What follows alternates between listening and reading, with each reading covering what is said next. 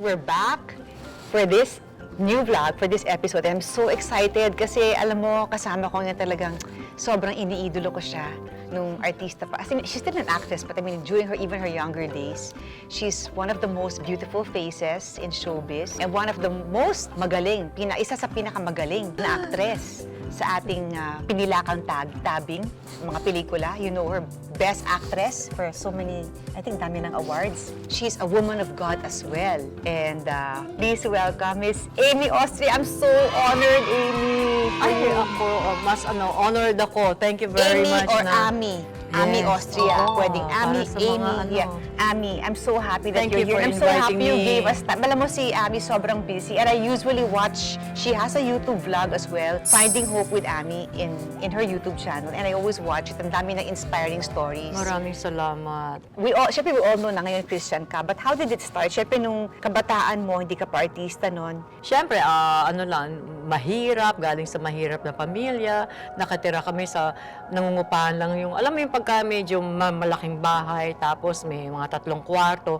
Yung isang kwarto, tapos pinapaupahan na may-ari yun. Yung isang kwarto, isang pamilya. Yun yung bahay nyo. Yung isang kwarto, isang pamilya. So yung pinaka-kitchen nun, common. Pati yung banyo nag-iisa, common yun ng lahat na nag-uupa doon. Yan na yung sala, yan na yung... Mula ilang taong ka nandun? Mula nung pinanganak ka Palipat-lipat na ganung klase lang yung bahay namin. Simula pinanganak ako, yung nagkaisip ako yun, ganun na yung nakagisnan ko na bahay, na walang kwarto talaga. Na parang lang siyang studio, na meron lang maliit na isang banyo doon sa labas, and then na common yun, and then meron ka lang maliit na kusina. So ilang kayo nung magkakapatid nun? 6 kami. Ikaw bang Hanggang eldest? second year high school. No, second ako sa family namin. Yung babae, yung panganay namin, and then ako yung pangalawa. Paano ka na-discover nga pala? Sino nag-discover sa'yo to be at 14, naging artista ka? Ito nga yung nanay kong makulit.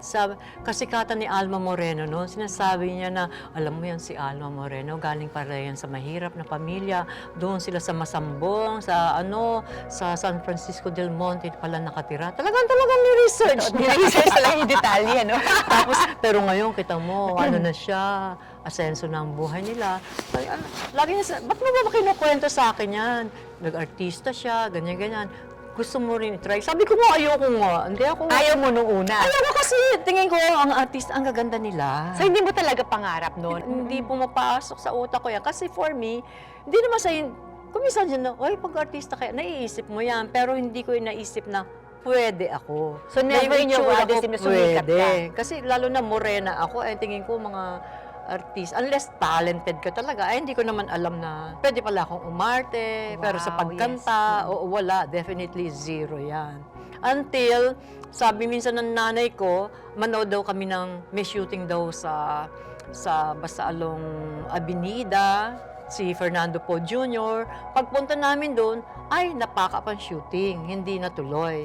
And then ano pala yun, building ng mga production companies, tapos mayroong isang producer na paparating siya ng MBM Productions, gagawin nila yung bitayin si Baby Ama. Ay, ang ganda ng batang yun. Gusto mo mag-artista? Sabi sa akin. Sabi ko, pwede po ako? Oo naman, halika. Tama-tama doon sa office nila, andun yung director, si June Gallardo. O, halika, introduce natin to, direct. Sabi gano'n, tignan mo, magandang bata. Talaga po. Ayan, pinabasa ako ng comics. Wow. Sige nga. That's so started. Sinama nila ako sa pelikula. Although yung Yun ang kaibigan first ni movie Alma mo. Moreno. Yun ang first movie mo. The very first one. Anong title ulit, Bitayin si Bitayin Baby si Ama, Baby Ama. na launching movie ni Rudy Fernandez. Rudy Fernandez, wow. Yes. And then talagang after that, sunod-sunod na Yes. ng mga movies. At 14, imagine gano'n ka pa. Kung say, parang child star ka pa noon, in a way, but teens, Kaya diba? lang, Pero parang teens. Hindi Young- rin. Hindi. Kasi bold yung trend nun eh. Oo. So kahit na Parang 14 ako, pinapatanda yung ka. roles ko, pang medyo matured na. Mga 17, pang 18 years old, ganyan. So that time, na-enjoy mo na siya. Kumbaga, na-enjoy mo na yung acting and everything. I can say yes, oo, pero mas na-enjoy ko siguro yung kita. Syempre naman. Of course. Oo, Hindi naman yung- pwedeng pagkaila. Yes, Yeah. nakakakain na kayo ng na Yes. hindi na lang Nakatulong saging ka sa ang family toyo mo. ang ulam mo, yung mga ganyan. Yes, Yun, so- nakapag-aral yung mga kapatid mo na hindi na patigil-tigil That's so sa school. Yeah. After that, nung nag-artista ka, up to what age ka? Tuloy to up to now naman, pero up to what age na nag-asawa ka ba? Or did you meet somebody sino yung nakapagtibok na puso mo sa showbiz at that time? Nung hanggang nung meron mga ibang relationships, ganyan. And then nung bago ako mag-20 or 20 na ako nun, yun, si Jay Ilagan. Yes, of Nagkasama course. kami Yes. sa Brutal. Yes. And then, wala, nagka-crush siya sa akin eh. Kasi, How old were you then? I was, yun na nga, 19 magto-20. Bata pa, Diyos ko yan. 18 or 19. Mga 18 years old ako nung ginagawa namin yung Brutal, 19 nung pinalabas yun. Tapos nung naging kami, I was 20. Still very young. Very 1983 good to actor. 1992 yun. Kaya lang Yes. na-aksidente siya. Yes. Naging sakay ng motorsiklo, yun ang naging cause ng kanyang sudden death. And then instead of, noon, kasi sabi ko, ayoko na siya palitan, last na lalaki na siya ng buhay ko. Yes, of course, syempre. Ganyan. Pero nakakabaliw pala yung nawalan ng mahal sa buhay, lalo na kung maayos naman kayo. Wala kayong naging problema ang dalawa. Ayun, hanggang sa, ayan, palipat-lipat ng relasyon, mga ganyan. Sa umpisa, okay ka, nagpa-sexy ka, nagpapayat ka, nagpahaba ka ng buhok. And then biglang, yun, sa umpisa okay, tapos bandang huli, tapos makikipag-break ka, iba na naman, ganyan. Hanggang sa palipat-lipat na ng relasyon, iba-ibang lalaki, iba-ibang tao, ganyan. Yun, hanggang sa, sabi ko, Lord, sige na nga, ikaw na lang bahala. Kung gusto mo kung single na lang forever, single na lang So ako. at that time, parang nasa mind mo is parang hindi ka na mag-aasawa ulit. Oo, Parang gusto mo ganun. na, single ka na lang. Yes. Pero gusto dumating sa point na meron akong kaibigan kasi na palagi akong kinukulit na umattend ng Bible study nila, ng weekly Bible study nila with Isabel Rivas. Ganyan. Pagdating ko doon, ayun, ay, sabi ko nga, ang sarap na mag-Bible study. Ang dami palang, ang Yeah. daming enlightenment. Ganyan, yung sinasabi kong, yung life and death are in the power of your tongue. Yun yung topic namin noon. Oo, yung taming of the tongue na sinasabi. Na-realize ko, doon ko lang narinig, ay, masama pala yung mura ng mura. Hindi pala nakaka-glorify kay God. Yung pala malaso ang bibig mo, nung minsan nagjo-joke ka lang, or yung mura sa sinasabi mo, bulaklak lang ng dila mo, ay, sinasabi ng Panginoon, ay, mag-iingat ka sa mga lumalabas sa bibig mo dahil kakainin mo ang bunga ng mga sasabihin mo. So, ganun pala, curse ka ng curse, tapos puro malaswa, kaya ang buhay mo, hindi rin, parang yun yung nagiging bunga, Oo ganun. nga. Yeah, so, basta that time, sunod-sunod na. I mean, nag-attend ka once, nagustuhan mo. Ay, naging addict na ako kay Lord. Wow! Yun ang pinakamaganda maging addict kay Lord. Dati addict ako sa drugs. Imagine yung Oo. buhay ni Amy talaga. You know, you're an example to so many. Kasi marami naman dumaan dyan eh. Alam mo, let's not be, di ba? Ang daming dumaan dyan, whether showbiz or hindi. Di ba? At especially during those times, parang yun kasi ang uso eh. So marami din akong kilalang dumaan dyan. And, pero ikaw sa isa sa mga yun na talagang God really, you know, brought you here now in your life. Talagang really glorifying Him and everything and having your ministry and all that. And I praise and Kasi- thank God na inalis Yeah. niya ako doon. Inalis niya ako sa mga bisyo na alam mo makakasira sa pagkatao mo at hindi makakabuti sa iyo. So that time, okay, then naging addict ka na kay Lord, and then what happened? And then tuloy-tuloy na, syempre, nalaman ko na there's such a word as fornication. Yeah. Sabi ko, ano ba ibig sabihin nun? Ano ba ibig sabihin nun? Yung fornication. Ay, sinasabi, sex outside marriage daw is a sin. Ganyan-ganyan. Ay, nung ko lang nakilala si fornication, meron palang salita na yun. Yun na nga, sex outside marriage is a sin. Ganyan dapat pala. Ang gusto pala ni Lord para sa akin, prinsesa niya pala tayo, di ba? Nung tinanggap natin si Jesus Christ, tinuring niya na tayo mga anak niya tayo, at siya yung hari, tayo mga prinsipe, mga prinsesa, ganyan. Siyempre, mas na ikaw magulang, you want the best for your child, di ba? Gusto mo ang anak mo pinapakasalan, hindi yung ginagamit lang o nililive-in lang na anytime pwedeng iwanan na walang basbas ng Panginoon, walang blessing niya, at hindi rin mabe-bless yung pagsasama pagka ganun. So, doon ako nag-start na iayos, nakipag-break doon sa kalibin ko. Tapos, paunti-unti yung mga kaliwanagan, tanggal yung pagmumura, yung pagiging malaswa, yung mga, alam Si mo, Lord lang talaga nakakatanggal na sa atin, eh, di ba? Siyempre, na Kasi kung Kasi ako, kung hindi ko tayo lang, kaya hindi kaya, mag-isa. oo. Hindi kaya mag-isa. Until sumama ako sa Life in the Spirit seminar na yun, na ang nag-aano pa noon, ang pinaka-head nila, si Christopher De Leon. And then, nakipag one-on-one ako kay Lord doon. Noong time na last day namin, dapat may confession, isa-isa doon, sa isang kwarto. Sabi ko, mamaya na ako, ang haba pa ng pila. Sabi ko kay Lord sa kwarto ko, sa'yo lang ako magko-confess diretso. Pero basta hilingin ko lang sa'yo, sabi ko, alisin mo tong addiction ko. Please lang, sabi ko, alisin mo to. Alam mo to na for 6 years I tried na alisin ito, hindi ko magawa. Yeah. Alam mo yung ayoko na yung tulog, kain. Ayoko na ng ganitong buhay. Sabi ko, parang awa mo na. I admit, hindi ko kaya. Ikaw lang, sabi ko, ikaw lang. Yung 6 years na ilang beses kong tinry na matanggal, wala pang 24 hours, tinanggal niya. Tinanggal niya. So, And wala ka na- since then, hindi na bumalik. So wala ka talagang desire na to take anything. Yung sa Life in the Spirit seminar talaga. Yes. So you can say it's really the Holy Spirit. It's the Lord talaga na. Yes. At sinabi ko rin kasi sa kanya noon, please be in charge of my life.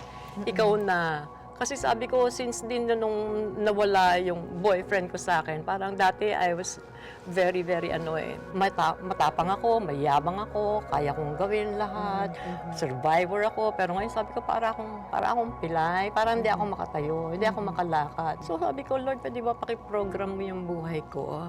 Ganon, hawakan mo ako. Pero sabi ko, yung walker na yan, gawin mong computerized. I-program mo na kung sino yung mga tao lang na gusto mong makilala ko, kung saan lang ako pupunta. Yung hindi galing sa'yo, yun yung pinaka-sincere na prayer ko sa buhay ko. So since then, dire-diretso na. Dire-diretso, paunti-unti. Yes. Ayun, in-invite na ako sa Bible study ng kaibigan ko. At yun, nagdire-diretso na ako sa Panginoon.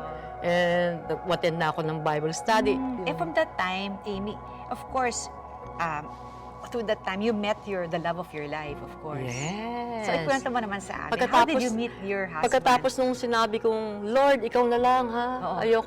Ayoko na ng mga relationships kung di naman galing sa'yo. Sabi ko, kung gusto mo ako mag-asawa, sige. Pero gusto ko yung galing sa'yo. Pero kung gusto mo akong single, sa'yo na lang ako. Okay. Pero kung gusto mo ako magkaroon ng partner, bilisan mo na. Hanggang sa meron common friend, si Lorna, na ka-business partner niya, na nakilala ko, yun, hanggang sa Ate group Lorna kami. pala, oo. Yes, hanggang sa, ang pangalan niya, Duke Ventura. And then friend pa siya nung ibang common friend namin. Pagkatapos, ayun, dumating yung isang Thursday na, naging busy silang lahat, kaming dalawa na lang yung naiwan. Na, paano, dalawa lang tayo, anong gagawin natin? Sige, after dinner, you wanna watch a movie? Ganyan. Sige, watch tayo ng movie. And then, natin sa bahay ko. Siyempre, pagkahatid sa'yo, nakakahiyang, sige na, babay, umalis ka na. Sabi ko, gusto mong magkape? Yeah. Aba, umuo naman siya. Gusto niya magkape. What are you going to do tomorrow? Bukas pupuntahan ko bibili ko yung ng mga gamit. Sabi kong ganyan. Sige, sabi niya, can I go with you? Ganyan siya. Okay. Minsan, then the next day naman. Yun na nga, pagkatapos niya sinama, pagbalik, gusto mo ulit magkape. Hanggang sa sumunod, sumama sa taping, mga tatlong araw yun na gano'n. In love na yon. Siguro, ayaw niya akong tigilan, di ba? Pumunta ako sa isang church. Nag-pray ako, Lord, to? Sabi ko, ang weird ng feeling. Sabi ko sa'yo, pagka gusto mong dalagan na lang ako. At sabi ko rin sa'yo, pagka hindi galing sa'yo, alisin mo to, ha? Please lang. Ganyan. Tulungan mo ako. Ba't ganun? To cut the long story short, hanggang sa naging kami na. Ang galing. So talagang padala siya ni Lord sa'yo. Amen. Tapos na-prove naman lahat ng mga, Lord, ito pa talaga, yung mga confirmation ko. Confirm mo lang, Lord, siya ba? Pag ganito, ganyan. Yes. Pag ganito yung ginawa niya, okay. Ayun, basta lahat Kilig, pina-approve sobrang ko. pwedeng pang, yung love story niyo actually, pwedeng pang movie. Pwede. Di ba? So Yun, nice. gano'n. Hanggang sa- January 10, basta before mga November noong 1998, nag-propose niya. Or earlier pa, I think. And then, natinanggap ko naman. Kaya yun, And then, noong nagpakasal January kayo. 10, 1999, kinasal kami. So Simple nice. lang. Yeah. Simple lang. So, tagal nyo na. That's like 26 years na. Imagine, Ay. 26 years na sila. 26 So, that's na. a blessing. So, 25 na. He's really God sent sa'yo. Amen. Yeah, Yes. that's Oo. amazing. Siyempre, up to now, may mga apo na kayo and everything. So, can you say na pag nagdala si Lord sa'yo ng tamang tao, talagang you would be thankful. Even let's say after 26 years, damang-dama mo pa na talaga ito yung tamang tao. Oh yes, yun yung pinag-pray ko, Oh, yun yung that's binigay. so nice. Of course, may mga pinagdadaanan kayo. perfect naman. Walang perfect talaga. perfecto. Pero gagawin mo rin yung kahit anong sabihin mo na binigay siya ni Lord, pero may kalaban pa rin tayo dito sa Siyempre, mundo of course. na pareho natutukso tayo sa mga bagay na hindi natin Yes, dapat ginagawa. oo, oo. So Yeah. kailangan supportive tayo sa mga partners natin o sa mga tao sa Yes. buhay natin na mag-guide din natin sila in a way na tama yung gagawin nila. Huwag natin sila i-push na gumawa ng mali. Oo. What I'm saying is, for example, pag sa asawa mo, nasa Biblia naman yan, be submissive to your husband. Kung hindi mo nire-respeto yung asawa mo, kasi nanggaling ako doon. Yes. Nanggaling ako doon na nung una hindi ko naintindihan yan, yung paano maging submissive, ganyan. So nagkakaroon kami ng mga problema, ang dami mga challenges. But dahil sa mga challenges na yun, natuto ko na maging, sige nga, try ko mag-submit. Sundin si Lord. Then, nung natutunan ko mag-submit sa husband ko, doon nakita yung mas naging maayos siya, mas naging successful siya sa business niya, mas naging good provider siya, mas binless siya ni Lord. And then, yung blessing na yun, ako din pala yung makikinabang. Yes, wow, nice. Ganon. So, pag sinusunod ko siya, binibigay niya yung gusto ko through my husband na pinapadaan Yes. niya ganon. Ganon din sa pagdating sa anak. So, kailangan ma-encourage natin. Yun yung nangyayari sa amin ng family na yung i-guide mo sa tama, but at the same time, wag pa yun tayo yung magpupush na makagawa sila ng hindi tama. So what can you advise yung ibang mga young married couples na how do they to have a successful marriage like you? Like you're saying, may mga pinagdadaanan kung bagong mag-asawa, may mga things na hindi mo pa alam na kailangan ganyan pala. So ano pwede mo advice sa mga younger couples? Sa akin, unang-una, nung nag-propose ng marriage sa akin ng asawa ko, nilatag ko lahat sa kanya. Nung sinabi niyang, if I offer you marriage, will you accept? Sabi ko, sigurado ka. Kilala mo na ba ako? Yeah. Sabi ko, hindi mo pa ako kilala. O sige, nung nilatag ko ng lahat, sabi ko, yan, papakasalan mo pa ako? Yeah. Sabi niya, I can handle you. Sabi niya ganun. Sige, last question. Sabi ko ganun. I'm already 36, sabi ko ganyan. 37 na ako. Paano kung hindi na ako magkaanak? Anak ko na yung anak ko nun eh. Sabi niya, I'm happy with, ang pangalan niya Alexandra, yung anak ko. Sabi niya, I'm happy with Alexandra. Okay. Kasi syempre, baka mamaya hanapan ako ng anak, hindi ko siya mabigyan na. Kasi 36 na nga ako. Okay. Sige, asa nansing seng? Cute mo naman. Cute mo naman. Sabi niya, wala pa. Nung sinabi ko, sabi niya, wala pa kasi baka mamaya you reject me, sayang naman yung ring. tapos yun sabi niya, but if I will give you a ring, sabi niya, may suot kasi akong kwintas. Not as big as that, Sabi niya gano'n, or hindi ka pareho niya kasi wala naman akong pera. Sabi ko, okay. Pero pagkatapos pag-alis niya, sabi ko muna, Lord, kailangan ka pareho nito. Hindi mas malaki dito or hindi mas maliit dito. Kailangan ka naghihingi akong confirmation, tama ba, Lord? Sabi ko, pag nag-propose yun.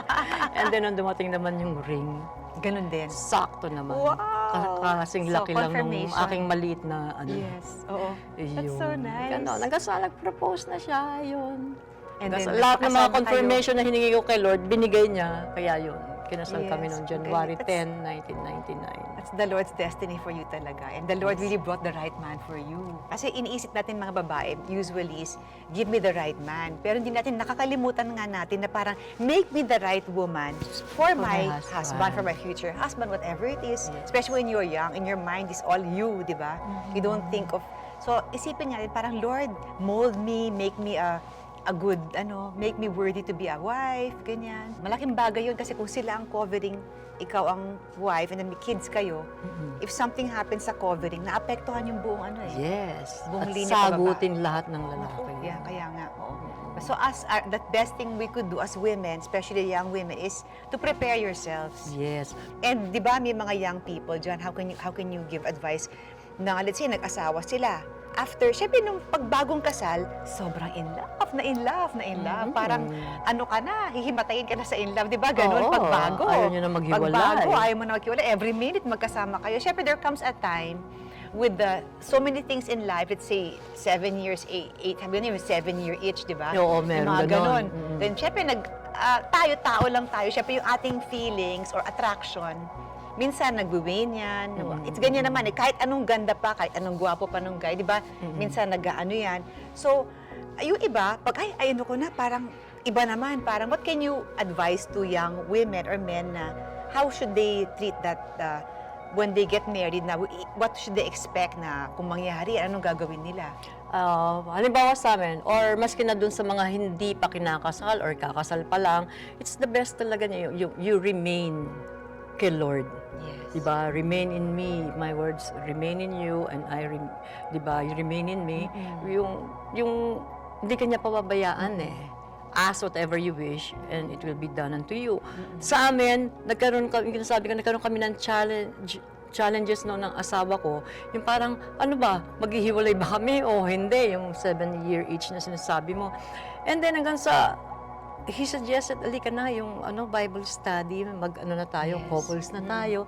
Si Lord pa rin eh, kasi makikita mo siya yung magbibigay ng strength, yung natututunan, yung support group mo, yung mag-encourage sa'yo, at malalaman mo kung ano yung plano niya, na hindi plano, di ba, yung pinagsama ng Panginoon, huwag